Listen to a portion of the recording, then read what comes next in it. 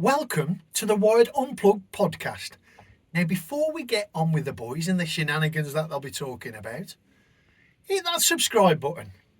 Make sure to leave a nice review, hit the notification bell, write to your MP and erect a model of me somewhere. Yes. Anyway, time for the show.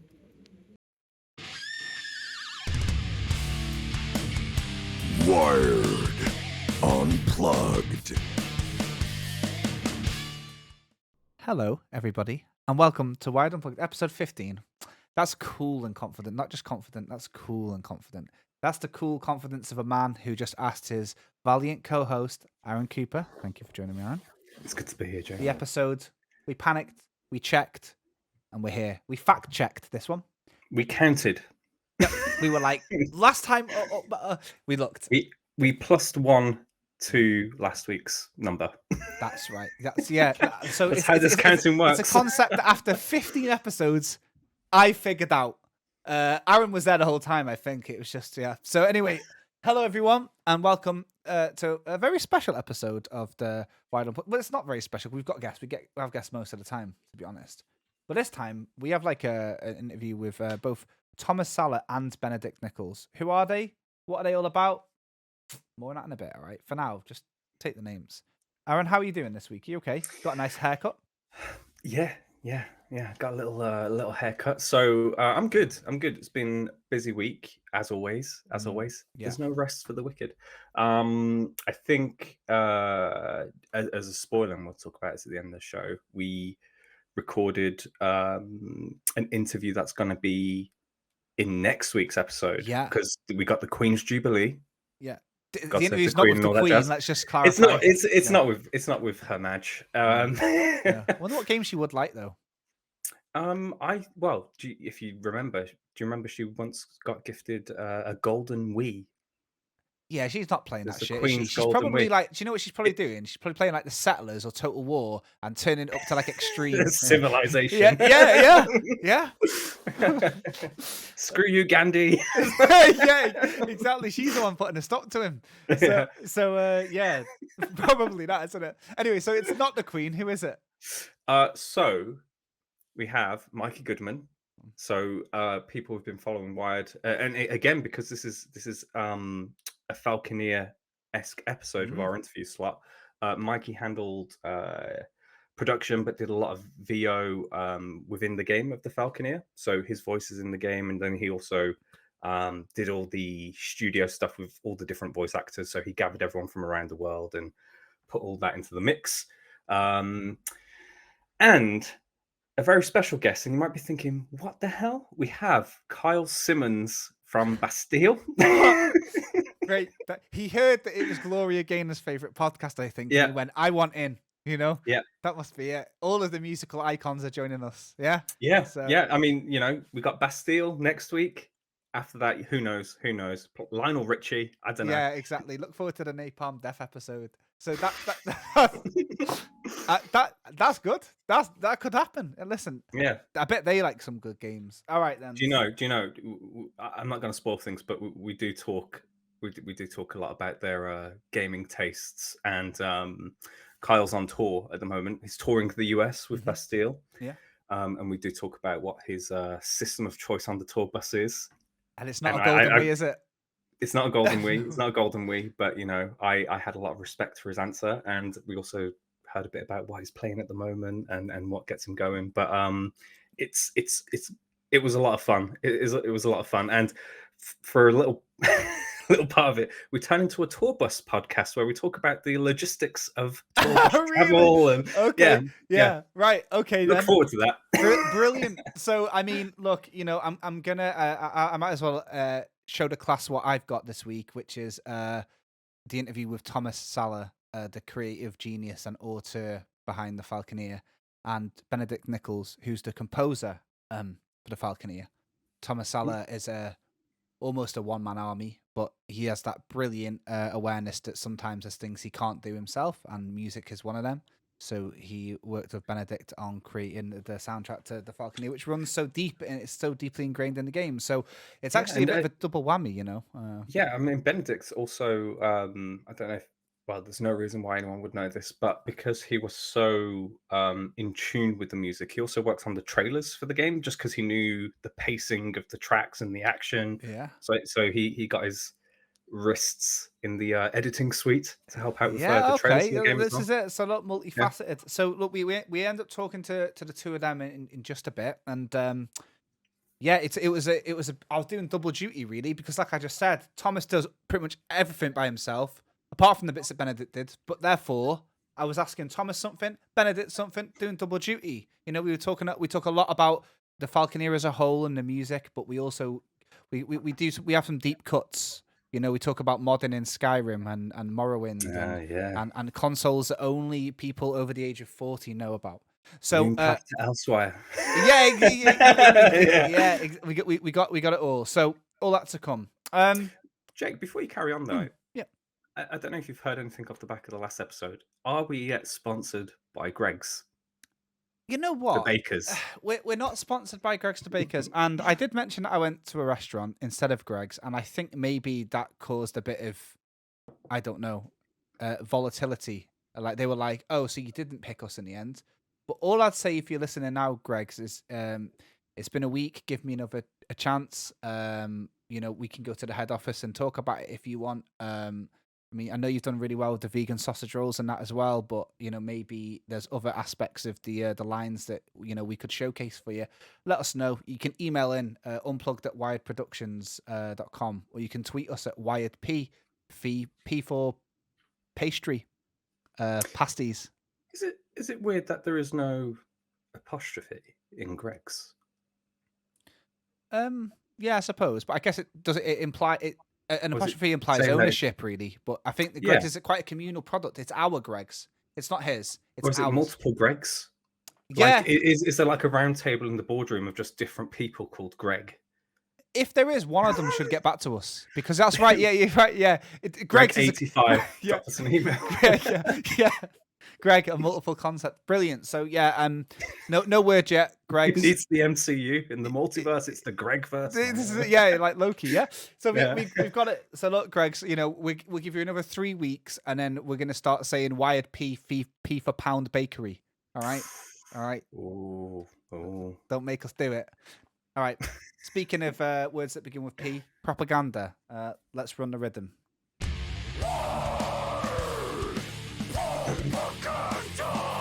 Wired propaganda.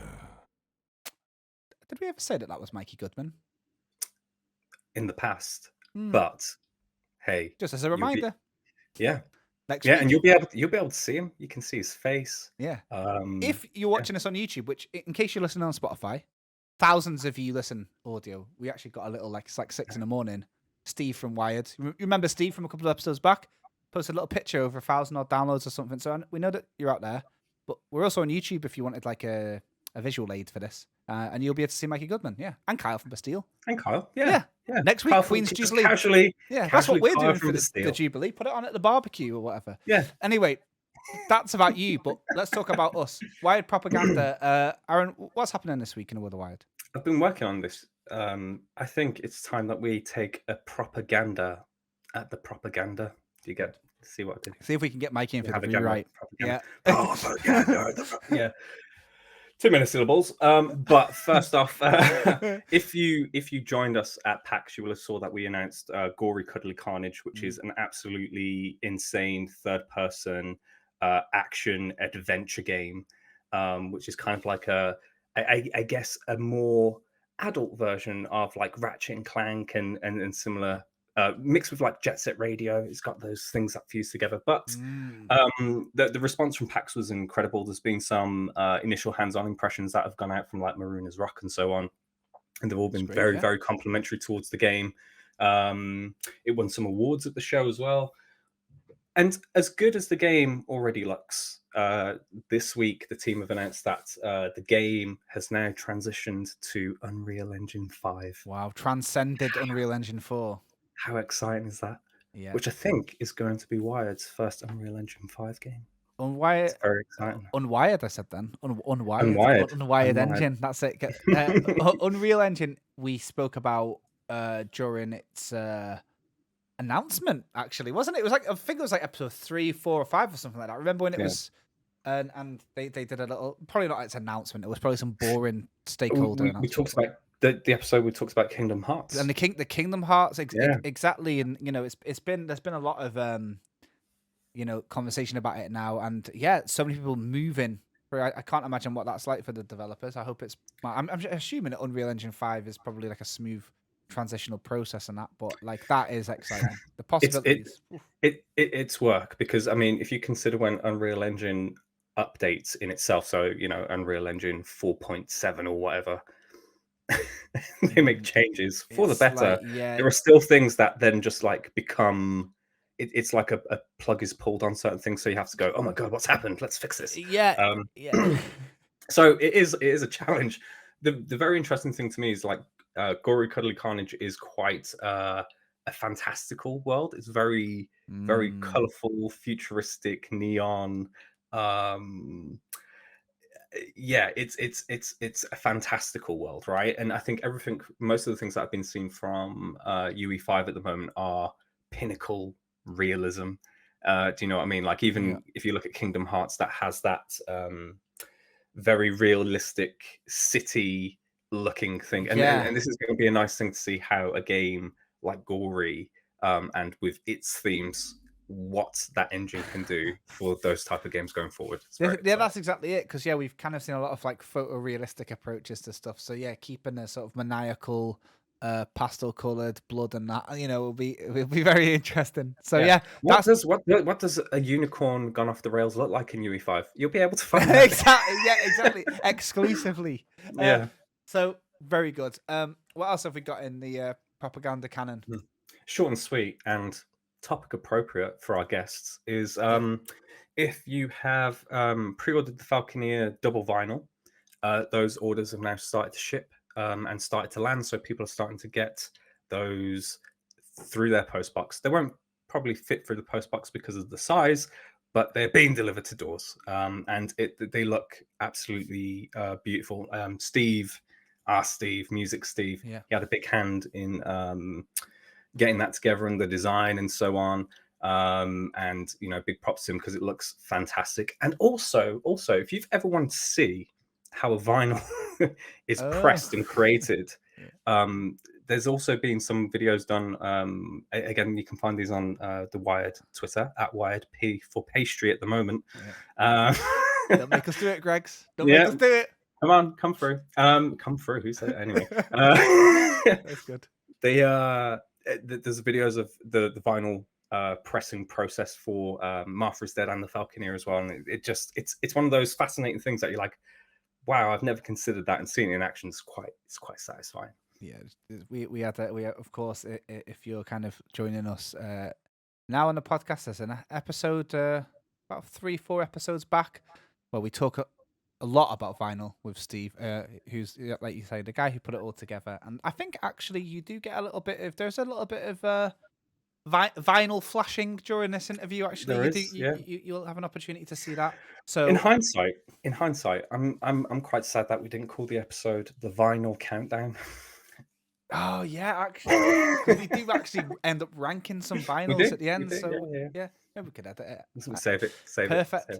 So so the Falconeer starts shipping out, and you can learn a bit more about that during the interview, where you can learn about all sorts of strange methodologies used to, I guess, conceptualize weird tall buildings. How do you look at a tall building and think, what does that sound like? Have you ever thought about those sort of compositional questions? Well, Benedict Nichols is here to answer them, alongside Thomas Sala, who will talk to you about what it's like to start a solo game dev project and then get music just thrown at you on Twitter. So lots more of that to come. But before we do that, let's broaden our scope and talk about the worldwide news, the World Wide Web, WWW. Here's the rhythm. News we stole from Google. Oh, well, it's not always just Google. Here's the rhythm. I love that. Yeah, run rhythm. So smooth. Yeah, exactly. Yeah, that's it. So, it's time to talk about the world at large. And I've seen what you've got for me, Aaron, to be honest. It's quite Mm, impressive, but I think it starts with China, so we better start. China. It does start with China. Very good. So Yeah. kicking off this, and I find this interesting, and I want to talk this out with you to see what you think. But essentially, a Chinese electronics firm has come out to say that they expect to see a PS5 Pro and a brand new entry in the Xbox Series console released by 2024. Are we there yet? Absolutely not, in my I opinion. see. There's a global chip shortage at the moment, right? So it's Right. very hard Yeah. for those consoles to actually be constantly and consistently in stock for people to pick up.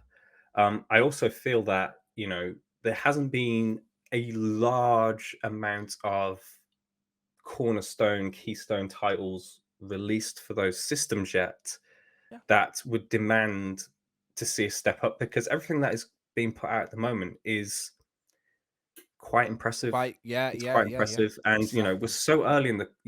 If you look, at any console, the progress of the quality of the games as they go through the life cycle, as devs get used to the systems and technology and so on. I don't necessarily personally. I'm happy with what I've got right now. Yeah. Yeah. I agree. I think I think that you're right. I think you can probably count on both hands the amount of if that, like the amount of like really top tier next gen games. A lot of the big development studios are still working on their maiden voyage on the new consoles. We've Mm, got a lot of big players in the industry building games out for this iteration of next gen, which is still very much next, because you're right, there's a global chip shortage. Of course, there's been a pandemic.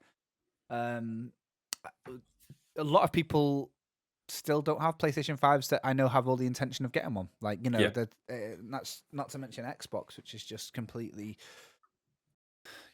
snowballing right now. So like it's to me, I can't imagine this. Like the only thing I can see happening between now and 2024 is we get at least an announcement of a new Nintendo console, right? Like I can't. Yeah. Then again, Xbox kind of is going the way of like a mobile phone or whatever, where we might see a slightly more powerful one with a bigger hard drive aimed at people who want to download a lot more games from Game Pass at once or something like that. Like there's already a lot of versions of them. yeah. So in 2 years perhaps, but yeah. Ooh, I don't know. I don't see that. But hey, look, they expect. Let's see what happens to them. We'll see. We'll come We'll back to see. this. We'll come back to this in We'll come 2024 back with to a this. big Yeah, listen Chinese electronics firm. yeah. Right? Episode 812. Yeah, exactly. We'll come up. All right. So yeah, very good. What else have we got in there?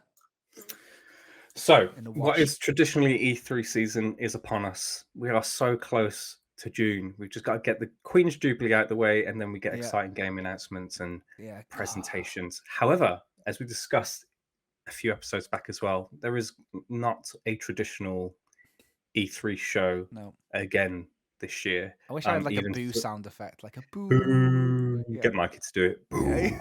Um, but it's yeah, I mean, even so much that there's not the digital E3 happening this year, right? It is all down to first parties potentially doing stuff. There's, Sony haven't announced what they're doing, if they are doing a show during Yeah. that period. Yeah. Nintendo still haven't come out to say, you watch, we'll put this out live, and then Nintendo will make their announcement. Yeah, exactly. Yeah. Nintendo has or has not come out with an announcement that they have a space and time to have their show. But there are other people that are like, yeah, we're getting our shows booked in now.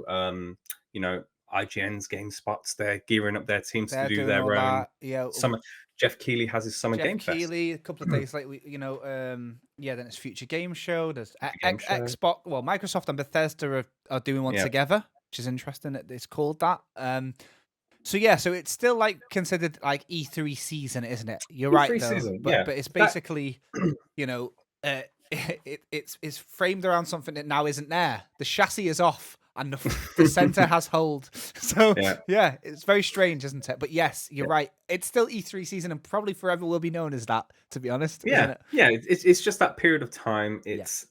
No matter what, it's stuck forever now. But essentially, Jeff Keighley has come out and said he expects that there will be fewer third-party showcases during that period, and he predicts that a lot of those titles from those companies will be shown at Summer Game Fest, which is Jeff Keighley's show, and then also the first-party shows that are going to happen. Yeah. And Okay. I'm inclined. My phone's ringing, so if you hear the vibrating, sorry about that. It's Jeff but I'm Keighley's inclined- lawyers on the phone. Yeah, yes. Oh, he heard. So Jeff Keighley. No, but his lordship has basically said Yeah. He predicts that there's going to be fewer of those shows. Yeah, right. And I'm inclined to agree, right? Because I think there's a benefit of having one of those shows at E3 because you have the global press and the global industry there that you can invite in the days ahead when everyone's there to say, come and see our things that you're definitely going to see. And you have that attention, whereas if you say I'm going to pour this money into a digital thing that maybe not everyone is going to see or have interest in, and press can't cover in the same way because they can't have those immediate interviews and hands-on straight after. It's it's probably a mercy, I think, for the consumer. I think it's a bit of a saddening thing that at the moment a lot of the people who love games and are passionate about games get excited about E3, but then there's a fatigue that I think it happens because you've got so many. It's almost a full-time job to keep up with these things. There's I think between the Queen's Jubilee and the Microsoft and Bethesda one, there's like 7, 8, 9 digital conferences or something like that, and so it's a bit much, isn't it? So I think that's the whole thing about E3 that people liked, that it was kind of a concentrated thing, and I find it odd. Like personally, I do find it odd. Why would you saturate like that? If you are able to do a showcase at any time of the year that you choose now that the shackles of E3 are off because you're not linked to this physical event, why still put yourself there where everyone else is announcing a game? It's quite mad. It's like it is mad, but I think it's weird, right? Because I think that there's just still that mentality, as we said, that E3 is this period of time, and that is when those major media outlets are having the buy-in of, I'm going to support this, we can stream that, don't worry, because it's all a part of this thing.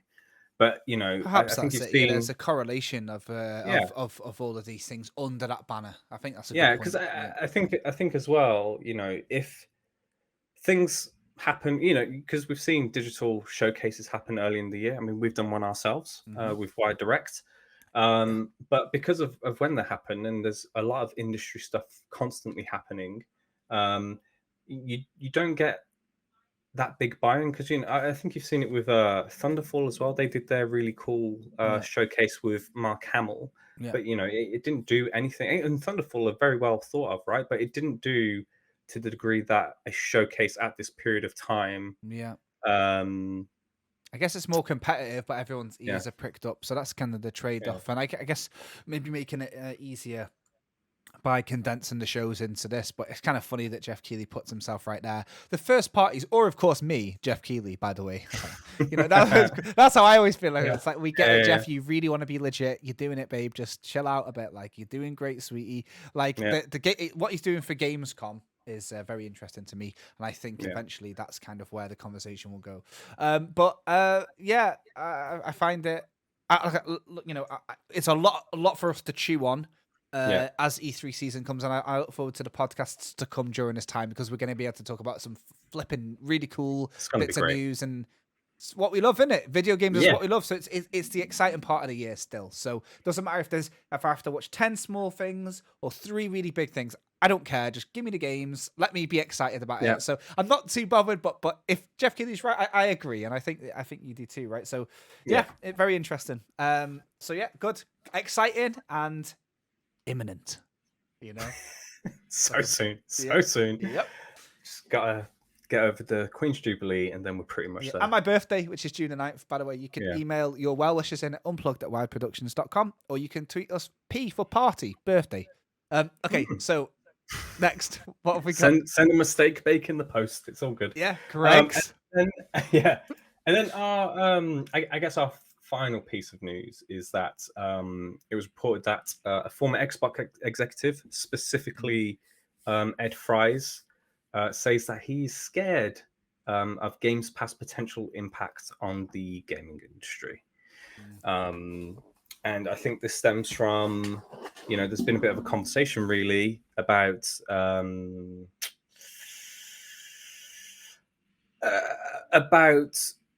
Game Pass burnout, and that was something that came from Kotaku, I think. Is it Kotaku on Twitter? And then Xbox Game Pass fired back saying, tell us that you only care about AAA releases without telling us you only care about AAA.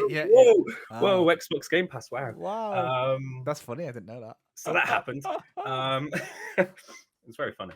But essentially, I think we've all had the conversations, right, in terms of, and I think we've delved into this previously, Xbox Game Pass, that is a subscription service where you just get all the games delivered to you, essentially. You can try them at leisure. And, there's a lot on the service itself. But then there's the other side of it as well, the business side, where Game Pass and Xbox have actually been responsible for giving titles success. The deals that they do can cover game development costs up front and give what it's essentially some good reward to the developer. But also what comes with that is their promotional support as well. They have millions and millions of fans that believe in the curation of the titles that they put together. So you have that audience already there that are like, hey, if you believe in this, then I believe in it, and I will give it a go. It's something that I wouldn't normally play, but because it's here, I'll give it a go. And we've Wired, we've had deals with Game Pass as well, like the Falconeer. The Falconeer was a game that Microsoft supported right at the gate, and we were a launch title. Yeah, it was actually I actually got a copy of I got an Xbox sent to me, and they gave you 5 games with the Xbox before launch, and Falconeer was one of them. So it was really supported like that. They were writing it up, and there's a lot of really cool things that you get, with that. So yeah, there's stuff like that, isn't there? And it's what I guess you're saying there is that we've seen it with our own eyes, the effect that it can have, right? And exactly. It's I guess it's a one where people are. It's like a Christmas market, I think, Game Pass a little bit. Whereas when you go shopping on a regular day, you kind of go there with the intent of buying. But Christmas markets, you go there with the intent of sampling, perusing, trying a little bit of cheese, And I think that's kind of the mentality change now with Game Pass. You sample games, you'll trial, loads of them are fewer than 5 gigabytes. So you can download them if you've got decent internet. You can download them very quick. Try it for 10 minutes, turn it off. I think that's the mentality that is both good and bad. It really pushes people outside of their comfort zone. Takes them away from just Call of Duty Warzone or whatever. Yeah. But there's games like the Falconeer. When you listen to this interview in just a few minutes and you get an understanding of the amount of depth and love and interest that's been poured into this game and the world building and the lore, and then you've just turned the menu screen on and gone, nah. I guess that can seem disrespectful, and that can kind of be a bit painful sometimes, where you're just kind of dropped into the gauntlet. And I think one other thing that kind of pushes that or perpetuates that a little bit is Game Pass now kind of blasting out 6, 7, 8 games on at the same day. So, you don't have your big moment in a way. You're always up against other games that everyone who's got the capability of playing your game with Game Pass can also play these other games. So, you're constantly... So I suppose there's that aspect as well. But I've become very lazy, right? So my PlayStation is my thing. My PlayStation, I love my trophies. I'm just in it, yeah. And if I'd buy there, I'd buy with purpose. Yeah. With Game Pass, it's like listening to the radio. I just let whatever's on be on. Some I like, some I don't. But that's it. I will just, whatever Game Pass has for me, I'm like, I'll try that, I'll try that, I'll try that. And I've played loads of games that I would never have played by choice. Like, I played that Trek to Yomi game recently. Yep. That Black and White Samurai thing. I just played Little Witch of the Woods. I played Loot River. This is all over the weekend. You know, would I have bought them? No, but like some of them were great, and I talk about them that you just mentioned them now. Maybe just by me mentioning it, it'll lead someone to have a little Google of it. You know, Exactly right.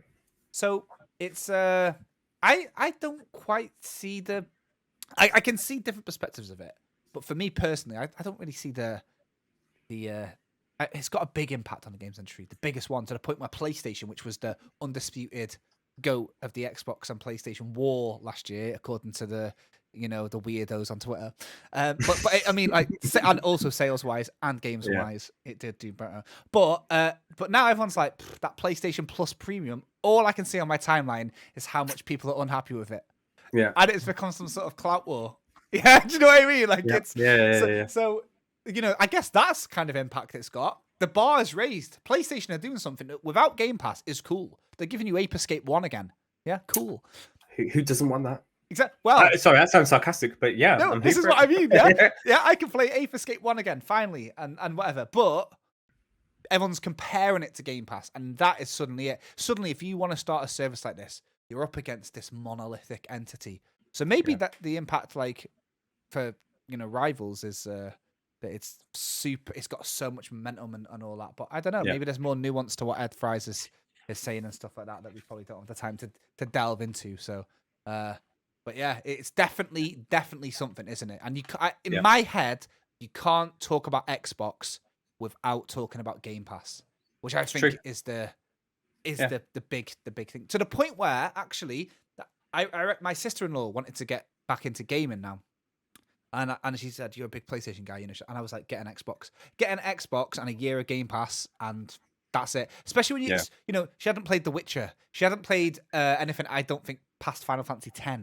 So she had all of these great games to catch up on, Dead Space and whatever, all in there. So it's great for that. Fantastic for that, isn't it? It is great as well because I think from the value proposition as well, you have the Series X and then you got the Series S as well, which is cheaper all digital. But, a Series S with Game Pass, straight out of the box, what you have access to, it's not that launch period of saying, hey, I've got this one, or if I'm lucky, 2 games to play, and that's my first next-gen experience. The Game Pass, it just opens this door to being able to say, hey, I can potentially expand my horizons, but also I have all this content that straight out of the box I can access.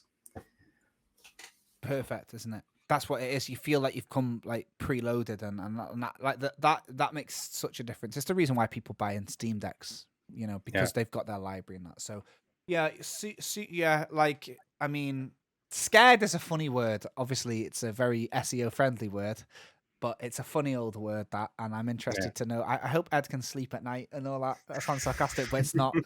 I do hope you're okay, Ed. But yeah, what he's saying, I guess, is going to make everyone have a conversation about it. So very cool. Yeah. So yeah, I think it's interview time. Well, here we go. Without further ado, here's me from yesterday, about 9 o'clock at night, talking to Tomas Sala and Benedict Nichols. I mentioned it's 9 o'clock at night because I want you to understand how relaxed they are. And I want you to understand that it was late at night for them. Yeah. And just worth mentioning that the conversation that we're having here, we're focusing a lot on the Falconeer's music. And if you are interested in learning more, have a little check of the soundtrack. And if you want to hear that in sweet, sweet lossless, then the double vinyl has started shipping out, so you can check it out. Anyway, you can hear it from the boys. There we go. Take it away, Curtis. Hello, Steve here. I'm one of those annoying adverts, but I'm not here for Manscape, though. To be honest, I probably could do with a little bit myself. What I'm asking you to do is subscribe, get the notifications, hit the bell, 4-star reviews, all that sort of things. Anyway, ta-ra!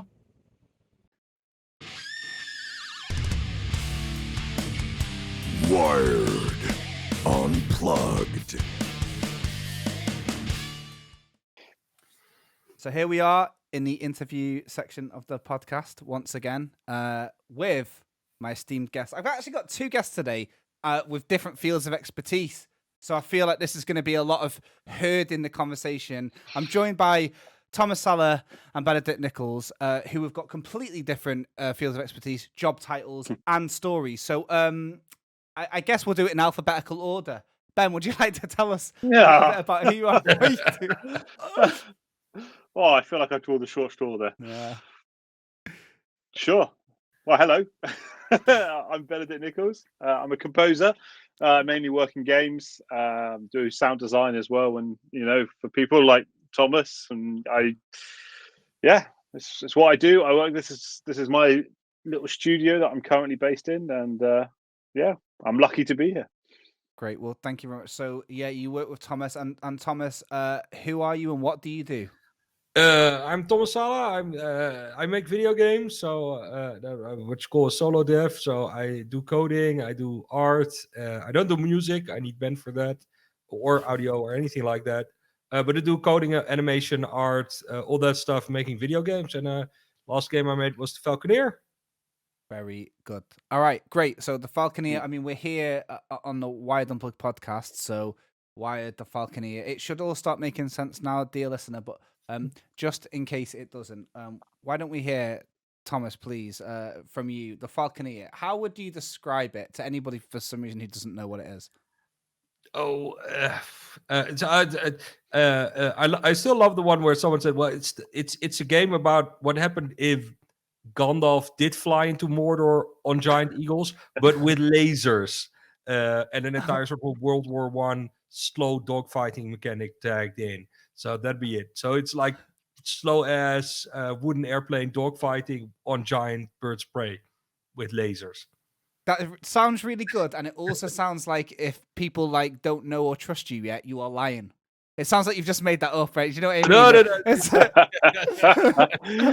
No. The Falconeer is a really interesting game for anyone who's played it. So I'm just going to kind of just jump straight into the thing I think that stood out to me. 'Cause I actually played it. There's a Warrior edition we'll talk about a lot more in just a bit. But when I played it originally, I think the one thing for me that stood out was that there wasn't really a main character, so to speak. So I guess I just wanted to talk about that first, really. So what kind of challenges or opportunities did you face when you were creating a game, like you say, like a solo dev, where really you are the main character, really, Thomas, a lot in your work, and when you're making a game where there isn't really like a hero, and instead, I guess the main character is almost like the mythos. What did that bring to the party when you were making this? Was it unusual for you, or? Somehow I tend to do lots of unusual stuff, and some people love it, some people hate it. Plenty of people hate it. I did. The thing is, I didn't want to do it's a complicated story about the way we deal with heroes in video games, and how you sort of confuse violence with heroics. So we try to make these grand narratives in video games. And then the end, we have this grand about, redemption and all that stuff. But in the meanwhile, you shot like 150 goons or orcs or zombies, and it's hyper violent. And how do you marry those things? Where you want to be heroic, but the heroic's about sacrifice, and sometimes about not being violent, and all that stuff doesn't really work in games. For me, I just wake up one day and I'd like to make a game that has no heroes. So there's literally no heroes in the Falconeer. Everybody's just cannon fodder, or aiming for other people to be cannon fodder. So there's no real glorification of violence in the game, but it is epic. So it's got this. It's very. I think that's the thing with the Falconeer. It's all these things. It is and it isn't. Yeah. So it's a giant contradiction. I think that's fun because it sort of fuck with people's heads. So no, absolutely. And I guess I am slowly trying to segue this into creating the music around the game that's not based around like a single motif or a hero's theme, and something about kind of families and characters. But before we do that, Thomas, I think we best explain then how you told a story then without a hero. So what is the general the story or the lore of the Falconeer for those who are uninitiated. But the story in the game is told like an old-fashioned 90s, military flight sim. So it's a war campaign in several chapters. And the story itself is of people who are stuck in a water world. So it's like a watery, freezing. It's not a hellscape because people live there, but it's a bleak place. And they have lots of technology, but that gets managed by one of the factions that sort of leases it out to everybody and sort of maintains the technological level they want. And everybody's always upset about that. So there's always someone trying to, cut down the other faction and get full control of the world. And in the end, it's about people trying to escape, but being unable to. And that's what the conflict is about. Well, it's a clusterfuck, basically. So Benedict, I wanted to know a couple of things, and I guess this is kind of great context for those that don't really understand like the process of making music for a video game or any piece of media, really. Something like what Thomas just said, some sort of like, dare I say, elevator pitch, is kind of a lot of the time all you have to go off for, or things like that. And you don't see the final product at the beginning. So could we maybe just talk a little bit about what your experience was like on this, Benedict? Specifically, like how you turned that kernel of an idea there into something with themes and things like that. Were factions featuring it?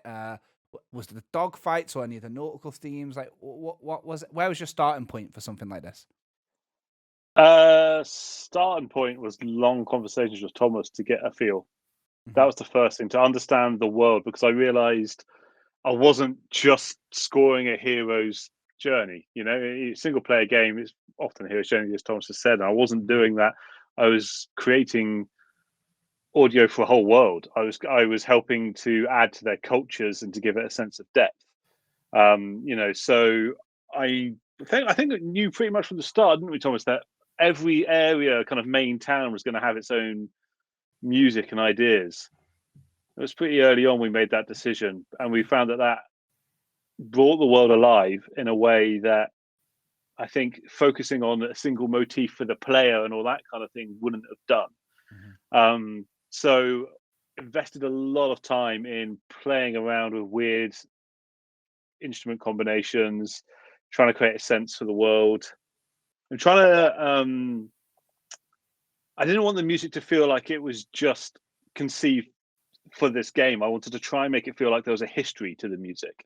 So these different factions, I kind of went, okay, let's say that these people here, they live in really tall shapes, so tall structures. So what instruments would fit into there? Okay, well, how about organ? I can imagine an organ pipe that's going up there, but I know from their history that they're not as strong and as great as they used to be. So I'm going to make it more echoey, more kind of broken a bit more, and and then I'm going to think, well, hang on, I don't want to use large bells in their building because we've used bells to signify other things in the game. So what other large thing could they have that is kind of a calling signal to their faction and to their people? And I went, well, how about giant strings? And that's when I decided to get a bass sitar and completely detune it and put it right down to make it into a big resonating string. And I played around with a lot of stuff, and Thomas was awesome because he was open to all of it, basically, and he let me go crazy with stuff. I mean, he was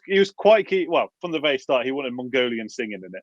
That was kind of that was the bedrock. He was like this kind of, that was the, I think, like, first conversation we ever had. He was sharing with me like examples and clips of it. He said, you really wanted this, and so I kind of went, okay, right. And I made that. Basically, that's the sound of the Earthsea, which is the great expanse of water that everybody is flying over and kind of fighting over, kind of territory command, or trying to escape in some cases. And I took that and I mangled that up some, and that's sort of the bedrock. Everything else is built upon or musically comes out of. So that's the main kind of sound for the world that's the way I did it, really.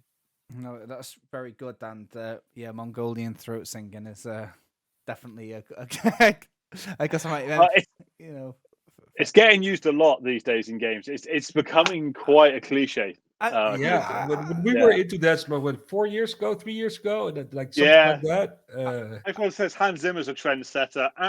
Yeah, Go here. yeah. No, I've noticed a lot more of that. I've noticed a lot of percussion and vocal like stuff, like in a lot of things, like even cinematic stuff. And it's quite interesting to hear that you guys were so ahead of the curve. So so that's a very, very specific example of expertise. If you were to, for example, Thomas, for your benefit, only work on one aspect of a game when you're making one. That's a little taste of what it's like. But for you, Thomas, what sounds so interesting is that you wear all these hats, and yet you understand that with the audio and music and things like that, it's something that you were to pass to somebody else in a world that's very much your own. So actually, it's probably a good idea to talk a little bit about how you two like got to meeting each other. Like, you got a good working relationship, but how was it that you met? Can you remember?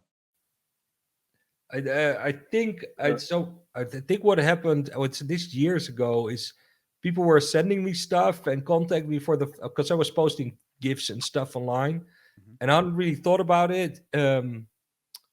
And then they did and people were, and I didn't know how to respond. And Benedict was one of those.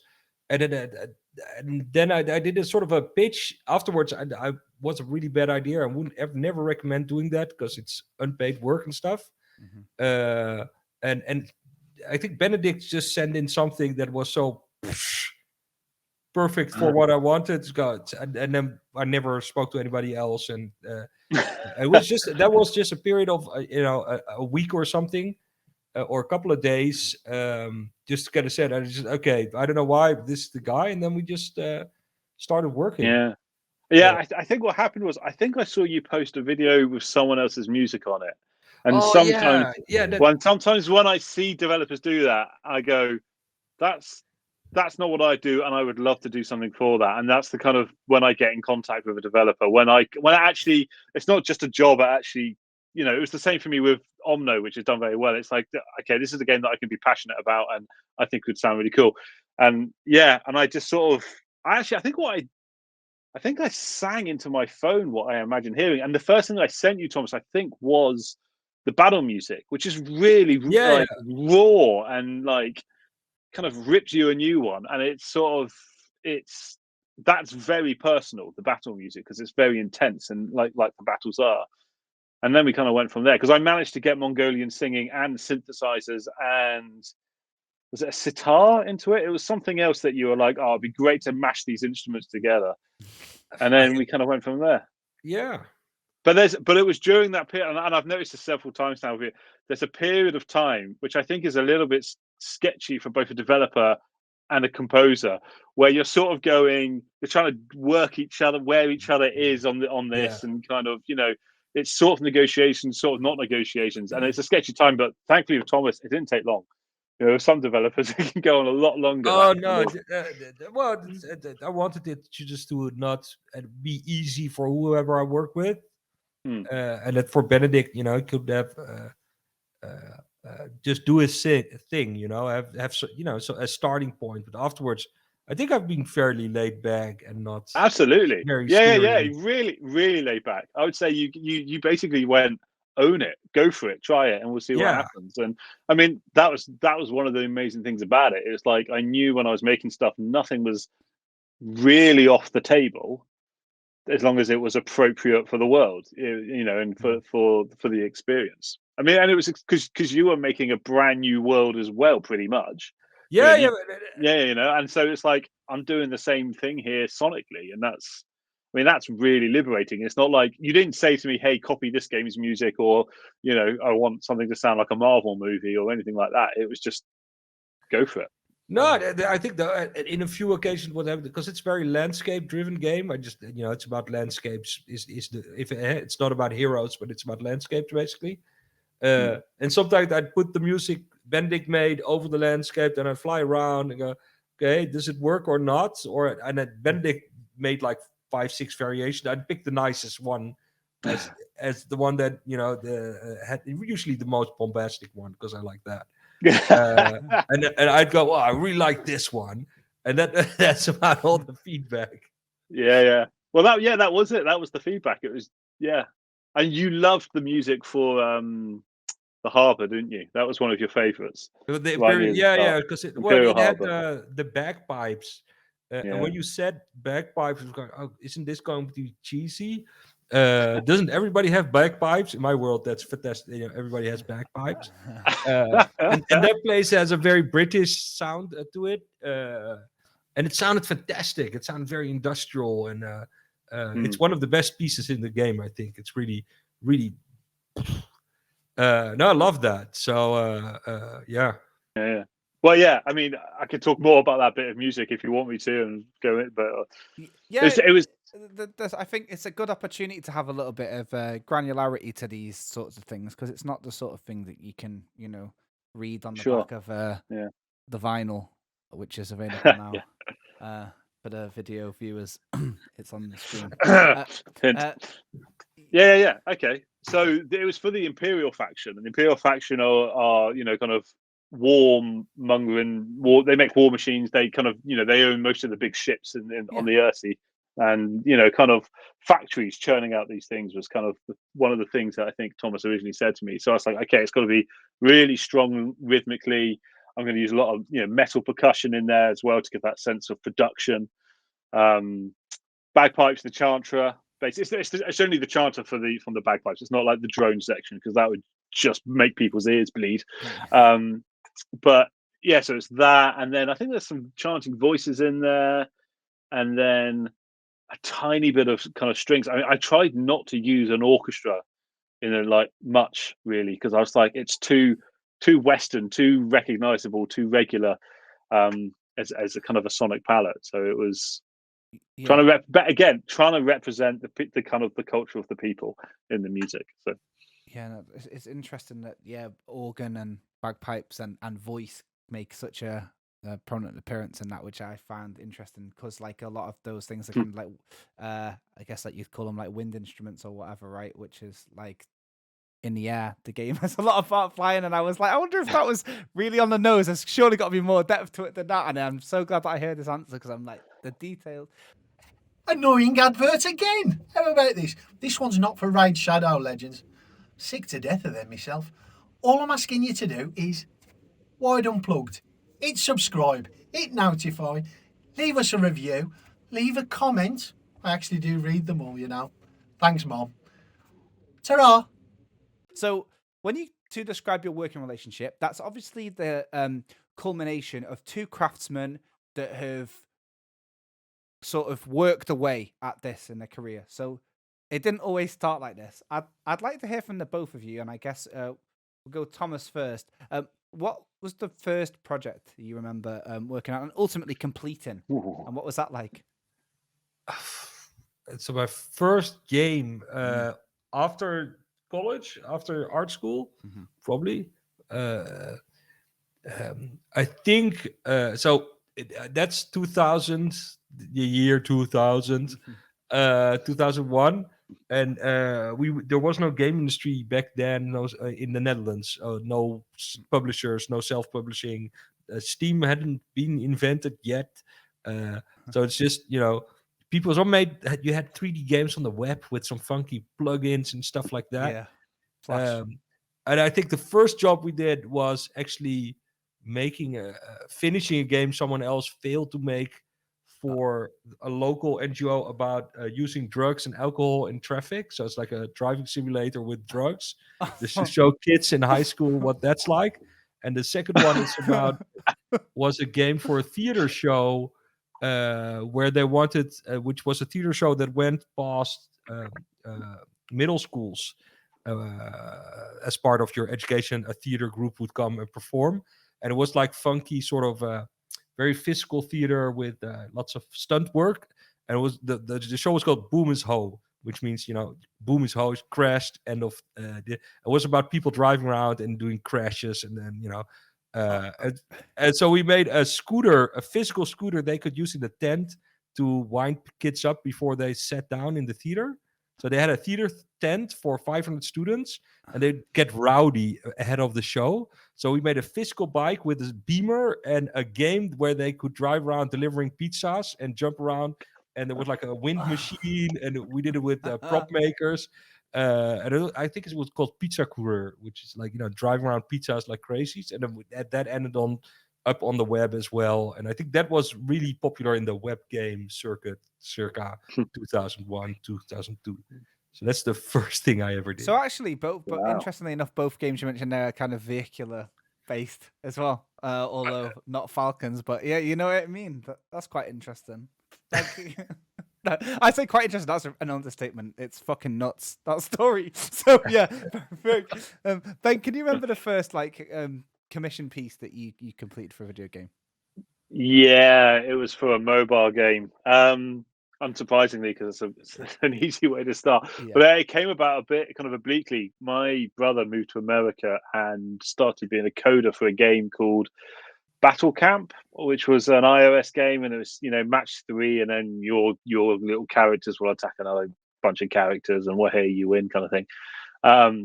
And they had a sound design guy who was doing bits of music for them. And then my brother started sending me kind of every now and then would send me say, hey, could you just make this track loop properly and things like that? And so I was like, oh yeah, sure, I can do that. It's easy. I know what he's done wrong, and just correct it and send it back. And then I had a phone call. I had a chat with the director, and that started me off really. Like, he gave me kind of commission, hey, we need a couple of bits of music for a couple of the mini games in it, and then went from there. And it was to be fair, I didn't pay a lot, but it was a really good introduction because the game has loads of different themes in it, and as kind of things rolled on month after month, it was like a different theme. So I learned to write in lots of different styles. And at the time, obviously, I didn't have money. I didn't have a lot of sample libraries, so I had to be really creative with everything. So, I'm trying to remember how old I was. I must have been, I don't know, 25, 26. I'm 37 now. So it was, I might be wrong. I might be, my memory is naff. So. No, no. Honestly, that's good. I guess so. You've got this kind of limitation there with the scope of mobile games, the loop length and things like that, and then the versatility of just trying to make as many varied loops as possible. Okay, well, kind of how a catapult has to pull back and back and back before it flings forward. Well, I'm gonna just try and do that a little bit. I'm gonna go even further back. Okay, so and then this is my last question about the past, and then we can talk about the future. Yeah, I don't know why I'm going all Quentin Tarantino on this one. Really, I should have started here, to be honest. But I'm going to ask this question because I tend to try and ask everybody, but I just got lost in the conversation. Video games, they're pretty good. We like them, but can you remember the point in your life where you had that sort of holy shit, this isn't just like a little something for kids? For me, it was like Donkey Kong Country on the SNES. Mostly because the soundtrack was just unbelievable, and the graphics were like a step above anything else I'd ever seen, and I was so immersed in that little silly world. I loved that. But can you remember what your sort of moment like that was? I guess we'll rotate again to Thomas and then Ben again. So that's good. Gives me time to think. Oh, yeah. Go on, Thomas. Answer the question. Quick.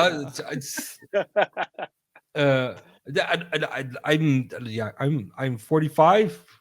Turning 46 this year, so, and my first games were on an MSX, which that's like Sinclair era stuff.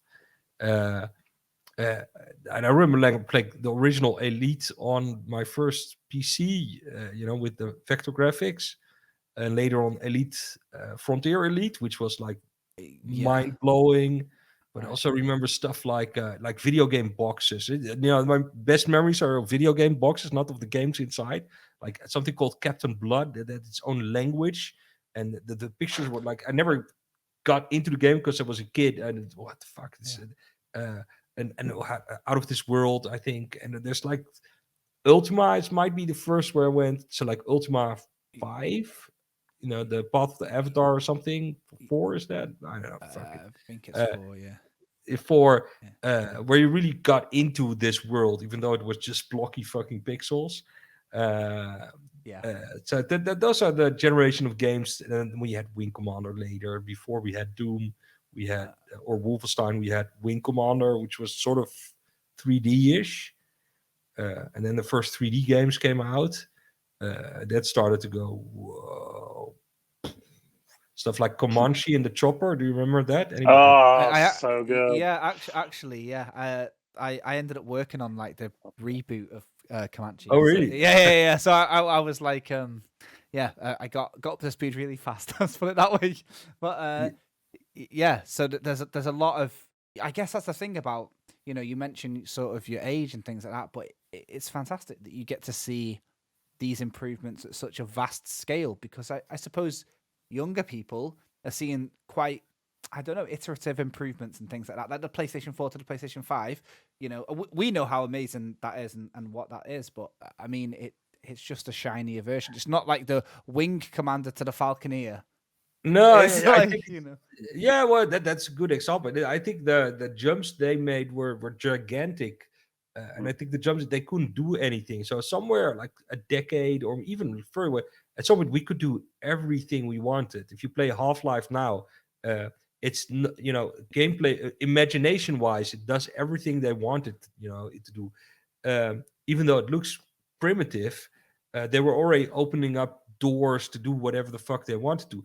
I think something happened, 12 years ago or something, where we could basically do everything, and now everything is just prettier and faster. But we can basically, we haven't unlocked any. VR is new, I guess, but we haven't unlocked any new doors other than it's prettier.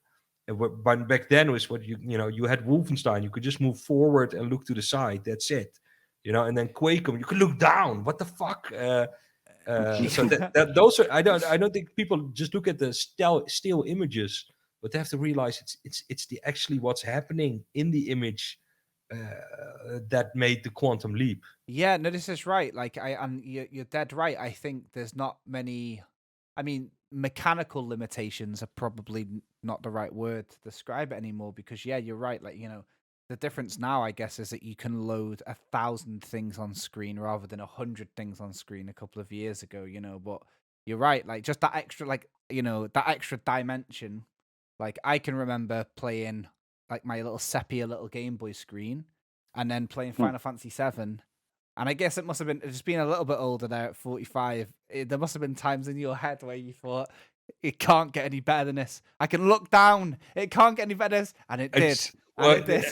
And all those memes where you're looking at the Unreal graphics and it had that sticker on it. This is actual in-game footage. Yeah. You look at it now. Wow, that's some ugly shit. And back then, wow, that's like photo real. I can't believe it. Yeah.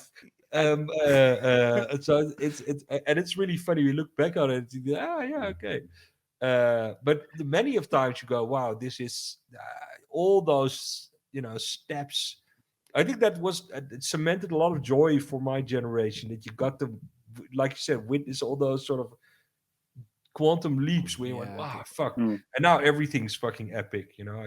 I'm back playing games because I hadn't played any new games during the Falconeer started, because I have kids and the Falconeer and stuff. So I'm now back playing old games. Everything is as epic, as the new stuff. Mm-hmm. Yeah. And it must be like that with music too, Benedict, right? Like we both are into a bit of music, and it gets to the point now where you're just thinking, what's possible? Like with like now, you'd say, right, that like now in box, like in Ableton Live or whatever, Logic or whatever, you can pretty much do most things. Like with like FM synthesis and stuff like that, there's very difficult things that 20 years ago you can do most things in the box now, right? I mean, I know you've got a big hardware synth behind there, so I'm being very careful, all right, for the audio listeners. No, there's nothing like hardware. It's just a wonderfully expensive toy that inspires you, really. Yeah, you're right. Everything can be done in the box these days, although nothing beats a real performance. But for the vast kind of majority of games, and if it's being produced by someone who's really skillful and knows what they're doing, you can make it sound phenomenal, and you can make it sound as real as you want it to sound. It's crazy what can we do now. I mean, I have terabytes and terabytes and terabytes of samples and sound effects and all that kind of stuff. But then you think, well, hang on, back in the day when the whole games were being fitted onto a floppy drive, and it was a floppy disk that's only 1.4 meg or 1.7 meg, and you know, and the music was coded because there wasn't space. Obviously, there wasn't space for samples, but some genius sat down and coded their music out. It's just like, yeah, you know, it's just crazy. But what's amazing is that stuff, like, they were really creative in what they did, and that stuff is basically it was the catalyst for the start of the journey for game music. It was the, you know, from that everything else comes, and then obviously, you know, when Hollywood composers, you know, kind of Hollywood took over music styles, and that came in more, and we got into more epic things. But then arguably you could say it also became more generic in certain genres within the games industry because of all of that. But yeah. I couldn't agree more. So like going back to video games, Ben, can you remember a specific game that leapt out to you? And you know, I mean, bonus points if you can remember the first soundtrack that you were like, oh shit. Yeah, easy peasy. First game that I really ever got into and I went, wow, was the Settlers on the Amiga 500. My uncle gave one of my brothers an Amiga 500, much against my mother's wishes. And I just played Settlers with one of my brothers. You know, complete. Yeah, it's what I mean. Who makes a strategy game where you can screen hop? It's just genius. But it's such a phenomenal game, and like, the music, the soundtrack for that blew my mind. And like, I think now when I look back, my memory of it is more sophisticated than what it actually was. But I think that's the same with the visuals on old games as well. If you actually, like, you pull to your mind like what an old game was, oh, that was the best. Like Snowball Kids, another game I absolutely loved, and I can, you know, remember snowboarding down. And I go on YouTube and actually find some clips. It's like, oh man, this is ugly. And but in your brain, you remember that it's so much more nuanced and beautiful, and you know that. And for me, the Settlers soundtrack was like that.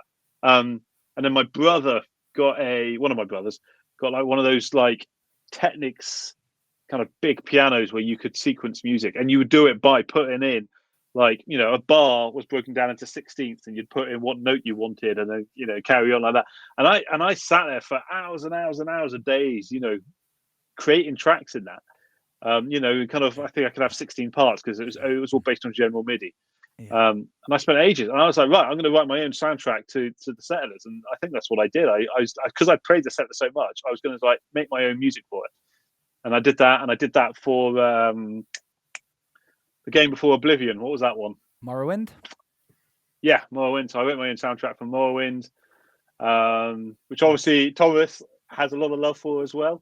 Well, yeah, absolutely. And that is kind of what you did with the Falconeer as well, isn't it? You saw some music and you were like, I'll do a spin on it. So really, I guess it all goes back to the Settlers, doesn't it? In a way, then, yeah. Yeah.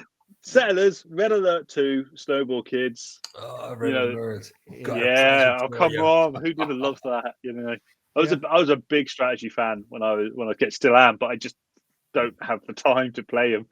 You know, so and they're not making them the same. There's not as many RTS games. That's kind of a fact. Like I guess a lot of it is. I don't really know the reason. I think it's because they made it online competitive. And then I think MOBAs like League of Legends ended up taking over the competitive RTS scene, like the StarCrafts and that. Loads of them pro players went to League or something. So now they just don't make single player RTS games that much anymore. I mean, they're still there, but it's a genre that doesn't get much love. And then, like Thomas says, you go back and you play these epics. You know, like I unironically played like Battle for Middle Earth 2 like the last week. And oh, what a game! Yeah, like what a game! Yeah. Oh, I played that all the way through uni. I wasted many hours lining up my units for a massive attack on Sauron. Oh, what a game! Yeah, this is what I mean. And sorry, I got really excited there. Nothing scratches the itch like that. So this is what I mean. So that's very, very good. Now I've got to say, like. Look, I mean, it's more for you, Thomas. It's not that the pressure's on, but I'm going to tell you this. I ask everybody about Wired at this point, and the stories have been, like, shockingly good. Like, not that it should be a shock, but I ask everybody, how did you meet Wired? You know, and nearly everyone has a weird story. It involves, like, some involve cannoli, some involve cockroaches. Can you remember how it was that you first met anyone at Wired? Oh fuck! I think I met Leo, the CEO, at GDC in 2018, 2019. I know, pre-COVID somewhere. Oh yeah. When it was the Falconeer, which I just had a simple demo. Uh-huh. I was shopping around. He was interested. And then at some point, I think that year, I went to. I called him. I said, I'm going to Brighton to the conference there. Oh yeah. Because MCV developed a game I maybe? worked on had been nominated.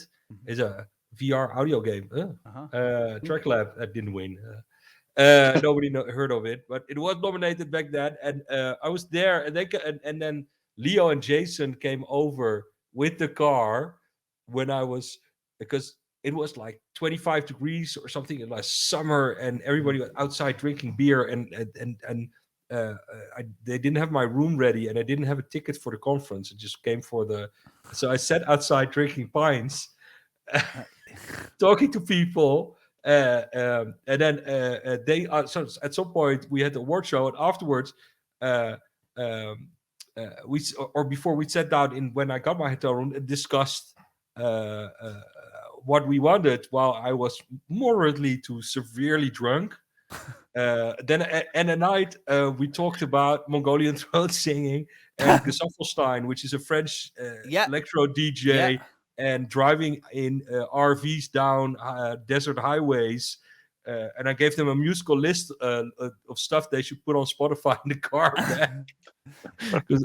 So that was, I think, the proper first introduction. It was fun. That's reasonably okay. I think no, honestly, I think it was good. You did Gesaffelstein. That kind of like was the okay. That's the story now. That's the word. Cockroaches, cannoli, Gesaffelstein. That's just to add to the sort of the ingredients. The myth. The myth of Wired. Yeah, exactly. Yeah, this is what I mean. I just can't get a story that doesn't involve some sort of like some. In all three stories, was everyone hammered? Actually, I think so. There's been a lot more than that. They're just the ones that really stand out. But I think the majority of them, it involves a convention and/or alcohol, which is good. So take notes, everyone else. So all right, listen. I've got to end on this one question, and the reason that I end on this question is twofold. One, because if you don't answer it, I can edit it out easily. And two, I'm very, very curious. The Falconeer is a game that, sure, on the outset it is an aerial combat game and things like that. But as we mentioned right at the beginning, there's a lot of well thought out lore about the world, whether it's been factored in to the music or the factions. It seems quite rich with stuff like that. So what I want to know is, let's just say, if you were to make a Falconeer 2, or even a game in the same universe as the Falconeer, but not about a Falconeer, which other inhabitant of your world could you see it being about, or what would their vocation be? I'm already making it, and if people check out my Twitter at FalconeerDev, they can follow all development on it. Okay, good. Yeah. So it's the next game will be a city builder RTS combination set in the same world. Because I think for the Falconeer, lots of people love the lore and the world and the graphics and the design and the aesthetics of it. And the air combat 90s arcade, not so much, very niche. It wasn't very popular before, and it hasn't become much more popular due to the Falconeer. So I thought, well, but I love strategy games, and the Falconeer is full of these landscapes and these wrinkly little towns and fortresses. And my partner, mother of my children, said, "You enjoy making those landscapes so much. Why don't you make a game about making those towns and landscapes and castles?"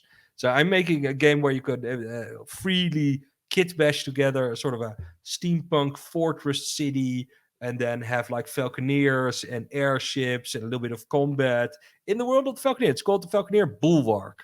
That's a Bulwark. It's an actual word. Look it up. That's really handy. That's, first of all, brilliant. And it's actually the aesthetic of the Falconeer is like really stand up to me. And secondly, it's really useful for Ben because somewhere on an old Technic piano, there's probably still some MIDI files for the Settlers, which is also an RTS, that he can probably fish out if he asks his brother. So yeah, gentlemen, I just want to say a big thanks for your time. We can kind of edit this now with some extra context. We'll do like a nice big outro and pass you all the Wired Unplugged. All right, thank you. And for anyone who's wondering, Curtis is our video editor. In case you were like, did Jake just call his previous iteration about half an hour ago? Did he call him Curtis? It's not like it's Curtis. It's like Killer 7. You've got exactly. I've got to switch it on and off like Mr. Robot, you know. So yeah, so look, yeah, that's it. So listen, guys, thank you very much, and I want to say a big shouts out to the Queen, who, you know, we know it's a special day for you next week, and we want to let you know that kind of as a token of our appreciation for, I don't know, being on our money and that, you can watch the episode. I don't know what else she's done. You can have this episode that we've lovingly prepared in advance with Mikey Goodman from 6th, Falconeer and the likes, and Carl Simmons from Bastille. So well done on your Jubilee. And everyone else, non-Regal listeners, it's been a pleasure. We'll be back. And listen, when we're properly back, it's E3 season, baby. Aaron, thank you very much for being such a pleasure as always. Pleasure, my friend. And we'll see you soon, guys. See you Goodbye. later.